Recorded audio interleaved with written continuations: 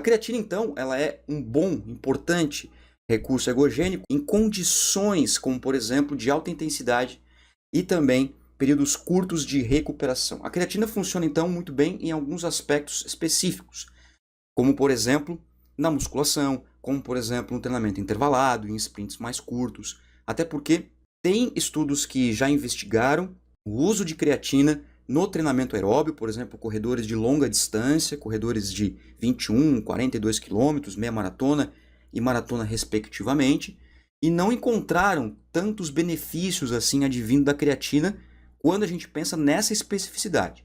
Mas quando nós olhamos, por exemplo, para esses corredores, essas corredoras de 21 e de 42 quilômetros, que nos seus treinamentos utilizam, por exemplo, a estratégia do treinamento intervalado, o HIIT, por exemplo, que existem inúmeros HIITs, aí sim a creatina ela acaba sendo bastante interessante, porque a creatina ela melhora a potência muscular. Então vamos ver aqui os principais benefícios que a creatina promove no nosso organismo, de uma maneira geral, que eu ainda não entrei nos protocolos, eu vou entrar nos protocolos ainda de utilização de creatina. Olha só que bacana. A creatina ela faz com que haja uma maior tolerância a maiores intensidades e volumes de treinamento. Isso significa dizer que conforme você vai se adaptando à creatina, conforme você vai conseguindo melhorar e progredir no seu treinamento, assim como na sua alimentação, a tendência é que você tolere mais intensidade e ou mais volume de treinamento. Então você consegue fazer o exercício com um pouco mais de intensidade, se isso for bem controlado. Você consegue fazer o exercício com um pouco mais de volume de treinamento, enfim. Você consegue aí ter uma melhoria nesse sentido. Melhora a força para intensidades máximas e promove o aumento da massa muscular. Basicamente, o que a gente tem? Como a creatina ela é um grande carregador de água, porque muitas reações que acontecem no nosso corpo, principalmente de fornecimento de energia, tem a água presente, a água ela é carregada para dentro do músculo esquelético. Então, existe aí uma tendência da água ser utilizada para as reações do nosso organismo para fim de energia. Então, é natural que exista um aumento do volume muscular. Esse volume muscular, ele, claro, se você fizer uma boa avaliação, vai ser caracterizado como massa magra. Por que vai ser caracterizado como massa magra? Porque é massa livre de gordura. É tudo que não é gordura. A água não é gordura. Então, vai entrar no componente de massa magra. Isso faz com que haja, então, a melhora da força, a melhora da potência, a melhora da quantidade, por exemplo, de sprints repetidos. Então, se o indivíduo, por exemplo, ele faz um treinamento de HIIT, ele faz um treinamento intervalado de altíssima intensidade, a creatina pode ser uma boa estratégia. Sprints curtos, por exemplo, de 10 segundos, 20 segundos, 30 segundos, a creatina ajuda muito a que esses sprints sejam cada vez mais potentes. Porque a creatina, se nós levarmos em consideração que o sistema ATP-CP, aquele do primeiro slide que eu mostrei para você, ele dura em torno de 10, 15, 20 segundos, dependendo do atleta um pouquinho mais, a creatina então ela vai ter um efeito maior nesse tipo de estratégia. Porque depois eu tenho já a predominância do sistema glicolítico. Aí vem glicose como predominância do sistema energético. O ATP-CP, a formação de ATP via creatina fosfato, ela começa a ficar em segundo plano e vem a glicose. Então a creatina é muito utilizada em treinamentos de alta intensidade, como por exemplo, na musculação, a gente pode falar das séries que são séries máximas, 1 repetição, 2, 3, séries submáximas, 4, 5, 6, 7, 8, 9, 10, enfim. Na verdade, série máxima é aquela que tem uma repetição de fato, né? E a submáxima, tudo aquilo que não é uma repetição. Classicamente, teoricamente seria assim, mas a gente sabe que quanto mais próximo do 100%, quanto mais próximo de uma repetição, maior é a intensidade. Então, é claro que a creatina ela vai melhorar também essa sua força máxima para um determinado exercício. Isso é muito bom. E quando a gente fala do HIIT, a gente tem o aumento da potência muscular, que é justamente a junção da força com a velocidade. Então, sim, nós temos, por exemplo, corredores, alguns esportes como futebol, basquete, o próprio handebol, a gente tem aí algumas estratégias, mas o futebol e o basquete, que tem já estudos e bem controlados com a utilização de creatina para melhorar a potência muscular desses atletas. Então é muito interessante essa estratégia.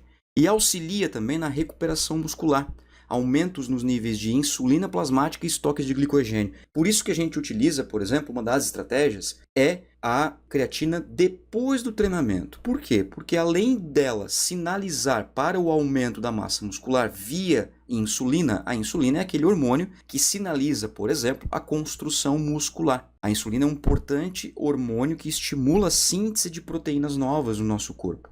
Isso significa dizer, então, que se utilizar uma creatina pós-treino, a tendência é que essa creatina auxilie na síntese de proteínas e também no aumento do glicogênio muscular. Por isso que também, em algumas estratégias, nós utilizamos carboidrato junto com creatina, porque o carboidrato ele vai ser direcionado para formar glicogênio muscular, enquanto que a creatina vai ser para a síntese proteica. Tudo isso com níveis de insulina alto. Eu preciso ter uma insulina um pouco mais elevada do que o normal para que então eu consiga esses mecanismos sinalizadores, de fato, para que então eu consiga fazer com que a creatina sinalize para tal, que é o aumento da hipertrofia, o aumento da força, o aumento da potência e assim por diante. Beleza? Então vamos lá. Essa informação eu já deixo ela bem clara, porque uma das grandes perguntas sobre creatina é justamente sobre a segurança da creatina. Porque a creatina, quando ela nasceu na utilização esportiva, tinha muitas dúvidas sobre ela, porque começou-se a criar aquele mito de que a creatina ela podia causar pedra no rim. E, inclusive, essa problemática de que a creatina causa pedra no rim, a creatina causar pedra no rim foi um dos motivos de eu buscar o porquê disso e também investigar se isso de fato acontece. Claro que isso foi há um bom tempo atrás já, só que eu não conseguia entender por que tinha essa polêmica. E eu, investigando, eu descobri que os primeiros estudos com creatina era feito com ratinhos, era feito com roedores. E o que aconteceu? Aconteceu que os roedores, os ratinhos, que são muito utilizados em diversos estudos, e a creatina é um deles, ao suplementar com creatina, os animaizinhos começaram a estocar a creatina em órgãos-alvo, como por exemplo, cérebro, fígado, coração e rim. Daí que veio essa polêmica. Mas por que o ratinho ele vai, de fato, absorver e estocar essa creatina causando problemas nos seus rins, no fígado e entre outros órgãos? Porque o roedor ele não é carnívoro. Nós, seres humanos, somos carnívoros. Nós temos na nossa gênese, nossos aspectos biológicos, o consumo de carne. Se você não come carne, é opção sua, mas nós temos capacidade de digerir carne e absorver aquilo que vem da proteína do animal, porque nós somos carnívoros. É a mesma coisa que se nós começássemos a ter uma alimentação que não é do ser humano, por exemplo, de um roedor. É óbvio que essa alimentação não vai fazer bem para a gente. Então, essa polêmica ela passou por muitos anos. Até no Brasil, por exemplo, a Anvisa só liberar o uso de creatina em 2010. Faz 10 anos que a creatina é liberada no Brasil. Porque até então tinha essa polêmica. Hoje não. Hoje, inclusive, nós temos estudos muito interessantes de utilização de creatina em protocolos, inclusive, acima de 30 gramas por dia em populações idosas. Em populações que têm baixa massa muscular, justamente porque a creatina ela promove o aumento da massa muscular. Por isso que é interessante que a gente fale sobre isso, porque a creatina ela é fundamental quando a gente fala, por exemplo, na manutenção da força. E isso também é importante para que a gente saiba que artigo científico não prova nada, estudo científico não comprova nada. Para com esse negócio de que artigo prova coisa, artigo não prova nada. Artigo só ajuda a gente a caminhar pela ciência, ajuda a gente a progredir a sociedade. Há 10 anos, a creatina era proibida no Brasil, hoje é permitida. Hoje é um dos suplementos alimentares mais seguros e eficientes do mundo. Há 10 anos, nós tínhamos uma outra realidade. Hoje, nós temos uma realidade estabelecida. Daqui a 1 ano, 2 anos, 3 anos, amanhã nós já temos outra realidade. Então, por isso, nós trabalhamos sempre com evidência.